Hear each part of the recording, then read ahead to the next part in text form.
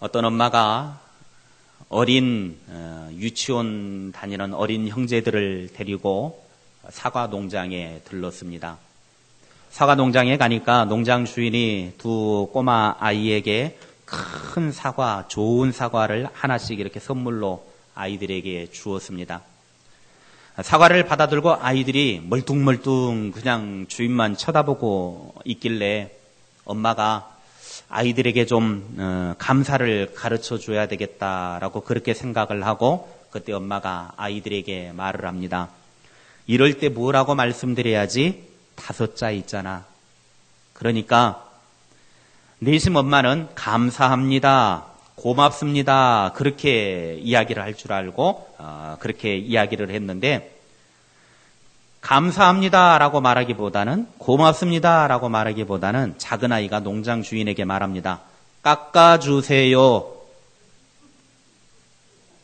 그러니까 큰애가 에이 뭘 깎아주세요, 깎아주세요가 뭐야, 뭘 이런 걸 다. 이 이야기는 그냥 우스운 이야기지만 감사를 상실한 사람들의 모습을 단적으로 보여주고 있는 이야기입니다.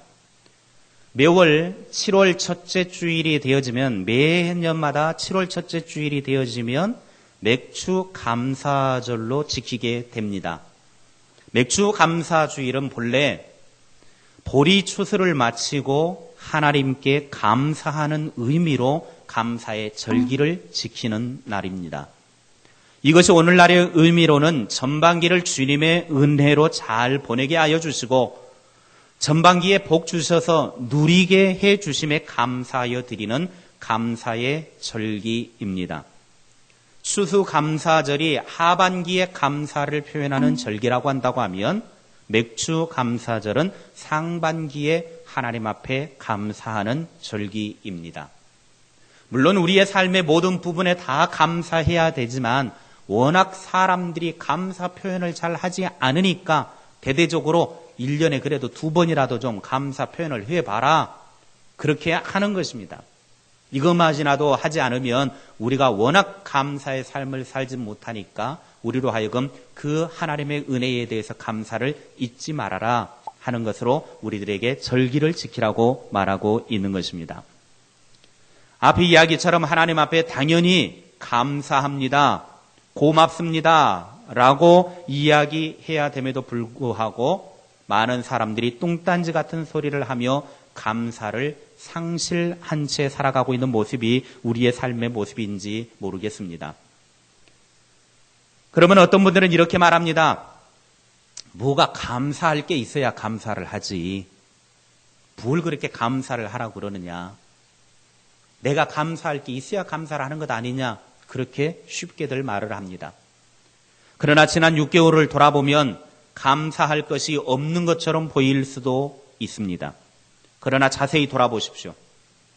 지난 6개월이 아니라 지난날의 우리의 삶을 뒤돌아보면 하나님 앞에 감사하지 않을 것이 없을 것입니다. 곰곰이 나의 삶을 돌아보면 모든 것이 다 감사할 일이죠. 그런데 우리들은 자꾸만 내 중심에서 감사할 것을 찾으니까 감사할 것이 없다라고 그렇게 말을 합니다. 데살로니가전서 5장 18절에는 우리들에게 한 가지 중요한 것을 말씀하고 계십니다. 데살로니가전서 5장 18절에 범사에 감사하라, 이것이 그리스도 예수 안에서 너희를 향하신 하나님의 뜻이니라. 범사에 감사하는 것이 하나님의 우리를 향하신 목적하십니다, 뜻하십니다라고 그렇게 말하고 있습니다. 여기에 범사에 감사하다라고 하는 이 말은 현대어 성경에서는 어떤 처지에 있든 감사하는 마음을 잊지 마십시오라고 번역을 했습니다. 어떤 상황에 처하든지 어떤 처지에 놓이든지 간에 그 상황과 형편 속에서 감사함을 잊지 않는 것입니다. 하나님 앞에 모든 부분에 감사하는 것입니다.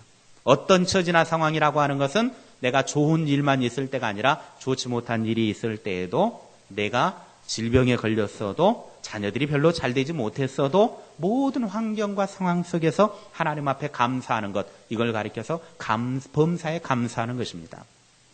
좋을 때만 감사하는 것이 아니라 모든 일에 하나님 앞에 감사함을 잊지 않는 저와 여러분의 삶이 하나님께서 바라시는 삶이라는 것입니다.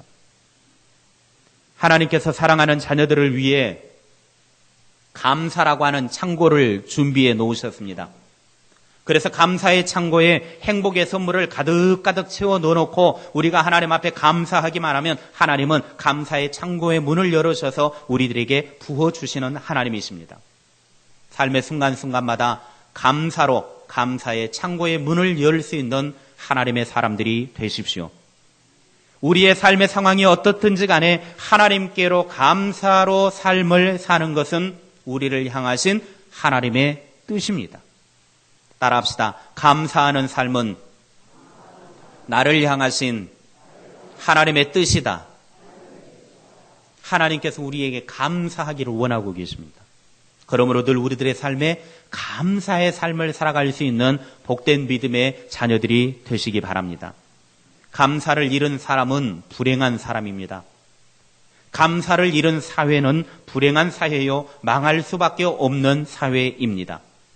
그래서 디모데후서 3장 1절 2절에 말세에 고통하는 때, 즉 인간성과 사회가 삭막해지는 때가 올 텐데 그때에는 사람들 마음에 감사하는 마음이 사라질 것이다 라고 예언을 했습니다. 우리의 마음에 감사함이 사라지기 시작하면 그때는 망할 때가 왔다라는 겁니다. 오늘 본문의 말씀을 보십시오. 시편 97편 10절부터 12절의 말씀에 여호와를 사랑하는 너희여 악을 미워하라. 그가 그의 성도의 영혼을 보존하사 악인의 손에서 건지시느니라. 의인을 위하여 빛을 뿌리고 마음이 정직한 자를 위하여 기쁨을 뿌리는도다. 의인이여 너희는 여호와로 말미암아 기뻐하며 그의 거룩한 이름에 감사할지어다. 아멘. 오늘 이 말씀에서 하나님의 사랑받은 백성들에게 4가지를 요구하고 계십니다. 하나님의 사랑을 받은 백성들이 4가지의 삶에 하나님이 요구하는 것이 있는데 그 4가지 삶은 첫째로는 하나님을 사랑하는 그리스도인들은 악을 미워하라는 것입니다. 하나님을 사랑하는 사람들은 하나님이 악을 미워하시기 때문에 적극적으로 악을 미워하는 삶을 살아라. 두 번째 요구하시는 것은 바르게 살려고 몸부림쳐라는 것입니다. 하나님이 원하시는 바른 삶을 살기 위해서 그냥 대충 그냥 되는 대로 사는 인생이 아니라 바르게 살려고 몸부림을 치라는 거예요. 세 번째 요구하시는 것은 하나님께서 하신 일을 생각하고 기뻐하라는 것입니다. 하나님께서 내 인생에 무슨 일을 하셨는지 그 일을 생각해보고 그 일에 대해서 기뻐할 줄 알아라. 마지막 4번째로는 하나님께 감사하는 삶을 살아라. 그렇게 하나님이 요구하고 계십니다. 우리는 충분히 이 하나님의 요구에 순종해야 할 의무가 있습니다. 왜냐하면 우리는 하나님께서 당신의 아들인 예수 그리스도의 죽음으로 우리를 새롭게 사셨기 때문입니다. 다시 말하면 우리는 하나님의 소유물이 되어졌기 때문에 하나님이 원하시는 대로 내 삶을 살아야 되는 것이 마땅합니다. 하나님을 몰랐을 때는 내 마음과 내 뜻대로 살았지만 하나님을 알고 예수 그리스도를 구주로 영접하고 난 다음에는 이제 더 이상 내가 내 인생의 주인이 아니라 하나님이 나의 인생의 주인이기 때문에 주인이 원하시는 삶을 사는 것이 너무나 마땅하다는 겁니다. 그러므로 하나님께서 우리에게 요구하신 이 4가지, 무엇보다도 오늘 특별히 감사에 우리가 좀 집중해 볼 수 있기를 원합니다. 우리가 얼마나 하나님께 감사하지 않았으면 하나님께서 그의 사랑하는 자녀들에게 제발 좀 감사해라, 감사해라 이렇게 요구하고 계시겠습니까? 이제 우리의 삶을 통해서 감사가 우리의 삶의 모습이 되었으면 좋겠습니다. 감사의 삶을 적극적으로 살려면 우리에게 있는 불평의 요소를 없애야 합니다. 그러니까 우리가 감사의 삶을 적극적으로 살기 위해서는 내 안에 있는 불평을 이제 그만두어야 합니다. 내 안에 있는 불평을 중지할 때 그때 우리가 행복한 삶을 살게 됩니다. 불평이 사라지면 인생이 달라지게 되어 있습니다. 보통 불평을 하게 되면 불평의 결과가 가져다 주는 것은 나의 현재와 미래의 삶에 대해서 나쁜 영향력을 미치게 됩니다. 그래서 여러분이 한번 실험을 해보시려면 해보십시오. 모든 부분에 대해서 불평을 해보십시오. 불평을 하면요, 모든 것이 다 나쁜 영향력을 미치게 됩니다. 그러나 반대로 이제 오늘부터 우리가 시작을 하게 되어질 텐데 모든 부분에 감사를 해보십시오. 그러면요, 괜히 나도 모르게 내 마음이 기쁨이 넘쳐나게 되고 모든 부분에 대해서 긍정적인 마음을 갖게 되어집니다. 그래서 불평하지 않기 운동을 오늘부터 우리가 시작하려고 합니다. 이제 더 이상 불평을 중지하고 우리 안에 우리의 인생을 좀먹는, 나의 영혼을 좀먹고 내 삶을 좀을 먹어서 죽이게 만드는 이 불평을 중지하고 이제 하나님 앞에 적극적으로 감사의 삶을 사는 그런 운동을 해보고자 합니다.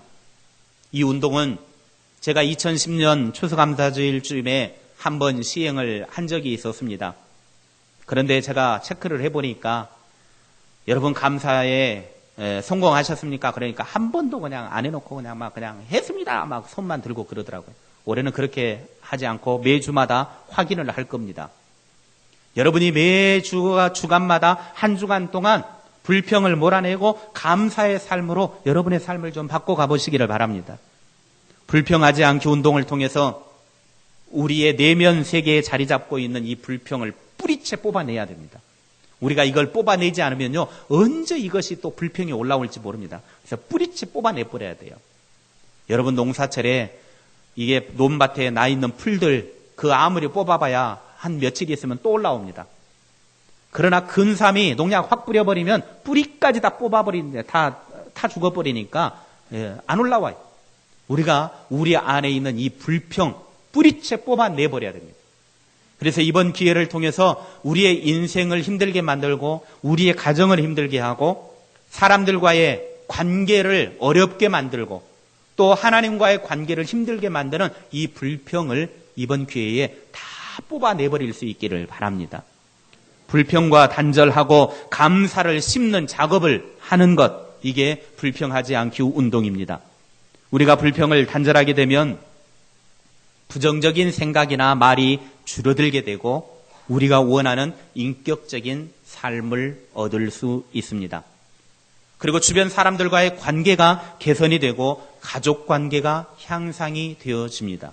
그러므로 이번 기회에 불평, 금지, 감사의 삶으로 우리의 삶을 바꿔 나가는 복된 시간 될 수 있기를 바랍니다.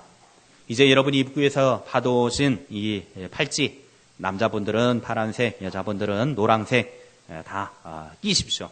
오른손에다 이제 다 착용을 하십시오. 지금 빨리 빼서 오른손에다 착용을 하십시오. 이미 다 차고 계신 분들은 오른손으로 바꿔 끼시고 왼손에 끼신 분들은 오른손에 바꿔 끼시고 저는 두 개 다 딱 잡을 테니까 자, 끼신 팔을 한번 좀 다 들어보십시오.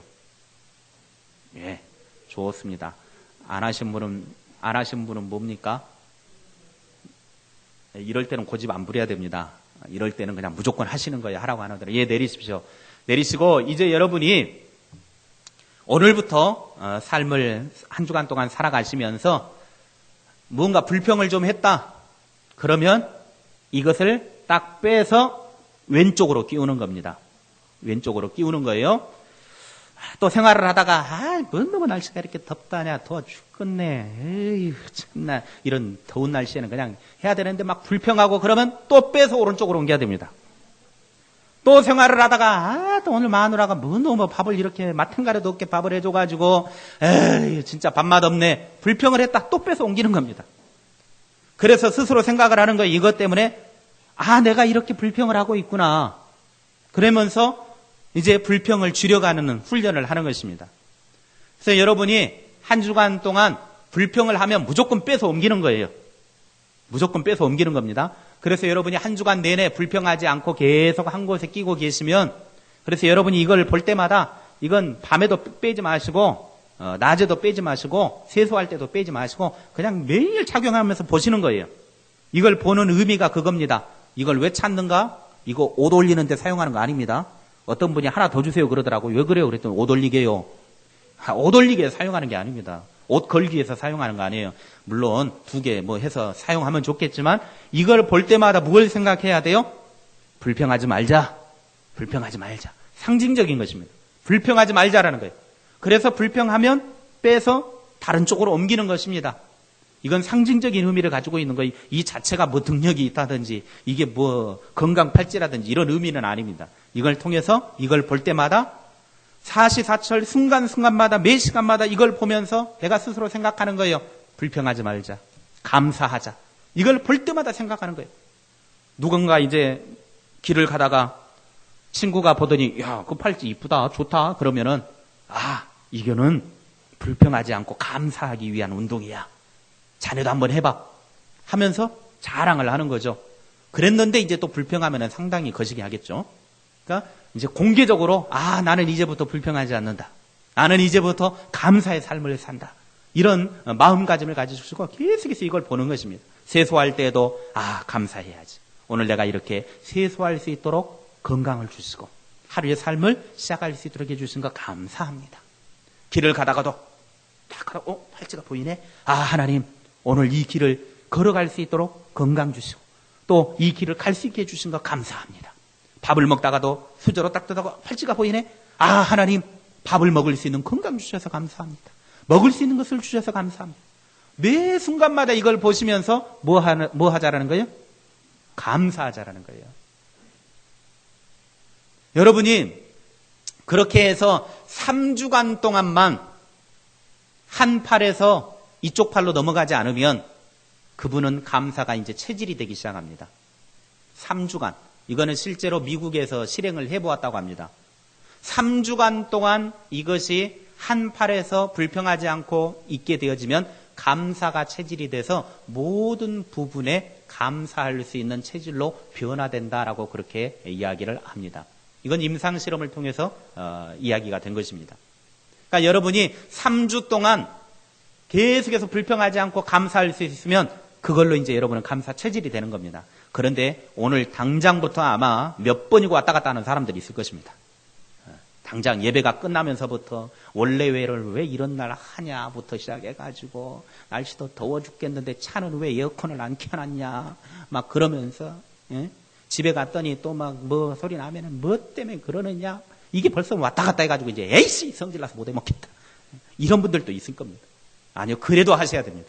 그래도 하셔서 그렇게 하다 보면 이걸 볼 때마다 내가 감사하면 불평은 줄이고 감사의 삶으로 바뀌어가는 것입니다. 우리의 삶이 하나님께서 요구하시는 감사의 삶, 그것은 하나님이 우리에게 요구하시는 것이기 때문에 그런 삶을 살아가는 것이 지극히 당연한 것입니다.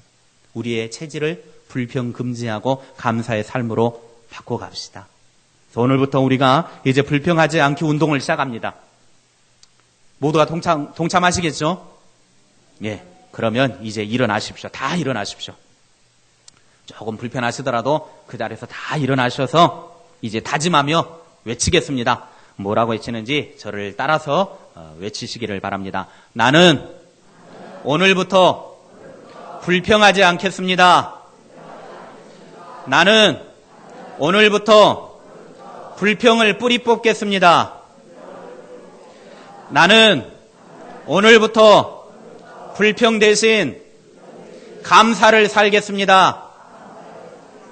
아멘. 자리에 앉으십시오. 이제 불평하지 않고 불평을 뿌리 뽑고 감사의 삶으로 우리의 삶을 심어가는 그런 복된 삶이 되어지도록 3주간 동안 훈련하시고 어떤 분들은 3주간이 아니라 6개월이 돼도 계속 왔다 갔다 하는 분만 계실 겁니다. 어떤 분들은 1년이 되도록 계속 왔다 갔다 하는 분들도 있을 수 있습니다. 근데 그거는 지극히 우리의 삶의 자연스러운 모습이었다라는 겁니다.